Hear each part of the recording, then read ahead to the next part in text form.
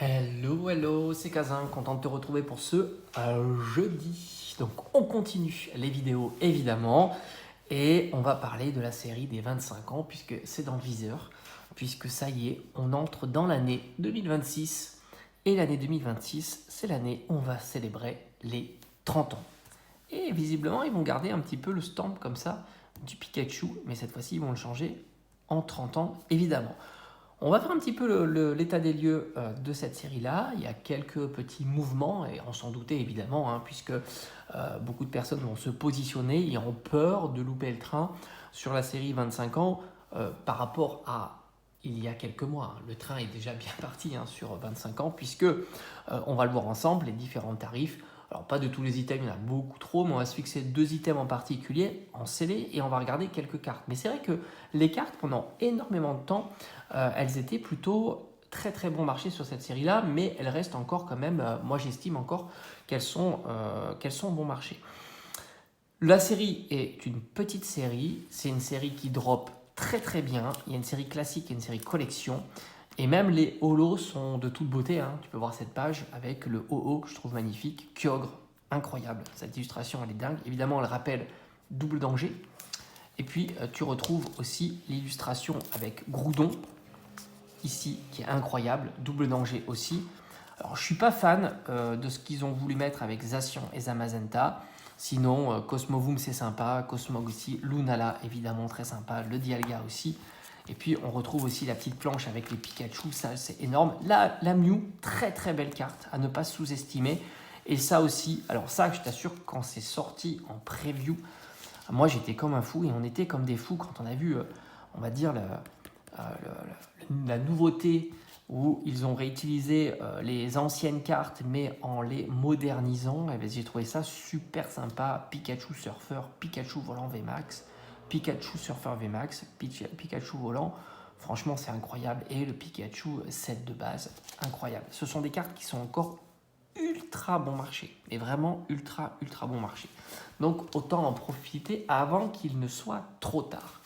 Alors pour le TB, j'ai l'impression que ça bouge pas tellement le TB, je la trouve encore très raisonnable puisqu'elle se situe aux alentours de 400 €, voire même légèrement moins. Et je trouve que pour une ETB, je crois qu'il propose 15 boosters, c'est cadeau. Alors oui, c'est pas 15 boosters de 25 ans, évidemment, mais c'est 10 boosters 25 ans, ce qui est déjà énorme, plus les 5 boosters. Alors je crois que c'est du style de combat au règne de glace, c'était un petit peu ce qu'on avait le plus souvent en termes de complémentaires aux séries 25 ans, la série 25 ans, parce qu'il n'y avait que, je crois que c'est 4 cartes. Je crois que c'est 4.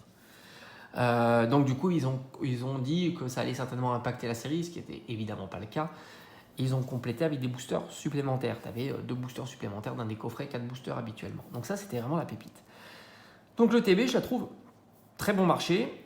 Et qui plus est, elle renferme la réédition du format Star avec une nouveauté, l'Amphinobi Star, qui est magnifique. C'est une carte qui a très bien progressé puisqu'elle se situe aux alentours de 35 €. C'est quand même pas mal pour une carte promo, mais alors déjà je pense qu'elle les vaut sans problème. Je crois pas l'avoir. Je l'ai dans un autre classeur, ma Amphinobistar. Je la mettrai peut-être en illustration. C'est une très belle carte et je pense qu'elle a encore un potentiel de hausse évidemment. Mais je pense qu'elle a déjà fait une belle partie de cette hausse parce que c'était une carte qui valait moins de 10 € il n'y a pas si longtemps que ça. Point de vue des cartes promotionnelles, t'en as énormément de belles qui sont encore, je trouve, bon marché. Dracofeu de Peter à 8 €. Nymphalie Obscure à moins de 8 €. Franchement, ça c'est exceptionnel. Le Nymphalie Obscure est dingue. Elle est vraiment dingue. Tout comme d'ailleurs le Dracofeu de Peter. Je suis moins fan de la Prime. Pourtant, j'aime bien le format. Mais je sais pas, Nostanfer, ça lui. Nostanfer. Lancerien, ça lui va pas.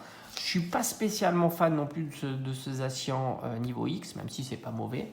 Trioxydre non plus, c'est la moins intéressante des trois. La Mimikyu a fait une belle progression, puisqu'elle se situe aux alentours de 10 €. C'est pas rien, mais en même temps, elle est splendide. J'adore cette carte. J'adore cette carte. Ça a toujours été ma préférée des trois. Et après, alors, Mimikyu Espèce Delta, incroyable, très belle avec ses bords dorés. Mais je trouve que, alors déjà je la trouve sous-cotée même si elle est à 10 €, mais je trouve surtout franchement, le Salarsen, j'allais dire Lance-Rien, Salarsen lumineux, je le trouve vraiment fou.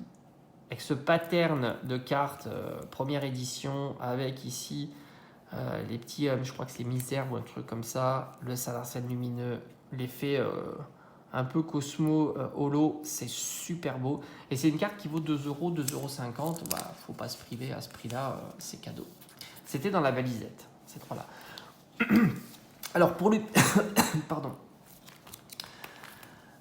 Pour l'UPC, on bouge pas. Mais il faut savoir qu'à l'intérieur, il y a 4 cartes super intéressantes. 2 cartes métalliques, moi je trouve un peu moins intéressantes parce qu'elles ont beaucoup de défauts. Et elles ne sont pas traduites. Donc même si c'est réédition, enfin c'est le set de base de Pikachu et Dracofeu. Les 2 autres cartes, elles sont plutôt recherchées, la Pokéball et le Pikachu évidemment. Et voilà, donc l'UPC n'a pas spécialement progressé puisqu'on est toujours à un cas. Globalement, j'ai envie de te dire, sur ces 2 items-là, le scellé n'a pas progressé. C'est pour ça que je pense que l'UPC, franchement, 25 ans, premier UPC sorti, c'est la première fois qu'il faisait ce format d'item. Très compliqué à récupérer. Je pense que ça a été l'UPC le plus compliqué à trouver. Ça, c'est, il n'y a pas de comparaison avec les autres UPC. Et je pense que justement, cette UPC va continuer à progresser. Et pour l'instant, en tous les cas, ce n'est pas ce qui se passe. Tout comme l'ETB d'ailleurs. Moi, je pense qu'un 500 €, ça sera quelque chose normalement assez réaliste, voire même plus, évidemment. Donc ça, c'est le point de vue du C. La série est fabuleuse, très sympa. C'est des rééditions, alors je dirais de cartes iconiques, mais en même temps, elles ne sont pas toutes iconiques. Y en a où c'est un petit peu plus, on va dire, contestable de les avoir dans la série, mais globalement, ce sont des très très belles cartes et c'est assez large, hein, évidemment, puisque tu as des cartes X aussi sur la réédition. Très sympa ce petit Mewtwo. Elles sont toutes un petit peu texturées, il y a un pattern un petit peu différent des cartes classiques. Alors, est-ce qu'il y a eu des choses notables sur cette série-là en termes de progression de cartes? J'ai envie de dire oui. Je t'en mettrai quelques illustrations, mais je ne les mettrai pas toutes, hein, parce qu'elles sont connues et archi connues. Le Pikachu anniversaire, il a progressé. C'était une carte qui valait plutôt entre 10 et 15 €. On est plutôt à 30 €. Mais je trouve encore que c'est plutôt bon marché, hein, malgré tout. Mais la carte a progressé. Mais Pikachu, en ce moment, il progresse. Hein, on l'a vu avec les TG, les GG. On l'a vu aussi avec la secrète de Zénith Suprême. On l'a vu sur tout un tas de formats. Depuis qu'il est revenu, et plutôt bien revenu avec EV8, ça progresse bien. Ça, c'est le premier point. On a Mew aussi. Alors Mew, il a un petit peu progressé. On est aux alentours d'une vingtaine d'euros. C'est pas énorme quand on voit le up qu'a fait certaines cartes Mew. Elle aussi, lui aussi, il a plutôt bien progressé, hein, puisqu'on a vu la Mew de Zénith Suprême. On a vu évidemment la Mew promo de l'UPC 151. Donc tu te dis, il y en a encore sous le pied, hein, sur le carte Mew et je la trouve encore très abordable puisqu'on était entre 10-15, on est à 20. Bon, ça reste un prix qui est raisonnable. Noctali, évidemment, ça a été la fusée. Puisque Noctali, au point bas de cette carte-là, on était aux alentours de 60 €. Vraiment pour un point bas. Et maintenant, on côtoie les 200 €. Évidemment, Noctali est exceptionnel. Exceptionnel cette carte. Je crois que c'est Noctali Star en plus, hein, si je te dis pas de conneries. Je ne l'ai pas sous les yeux, je l'ai droppé, hein, donc elle doit être sous mes top loaders.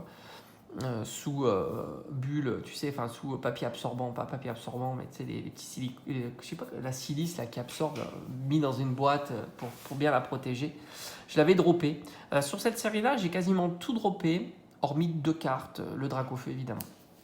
Sinon, Mew Gold, Noctali Star, je crois que c'est Noctali Star, c'est droppé. Donc une carte à 200 €, mais elle en a sous le pied évidemment, exceptionnel. Et puis maintenant, pour la dropper, il faut ouvrir du 25 ans. Pour ouvrir du 25 ans, il faut débourser une trentaine d'euros par booster. Donc c'est peut-être un peu moins de 30 €, entre 20 et 30 €. Donc ça pique évidemment.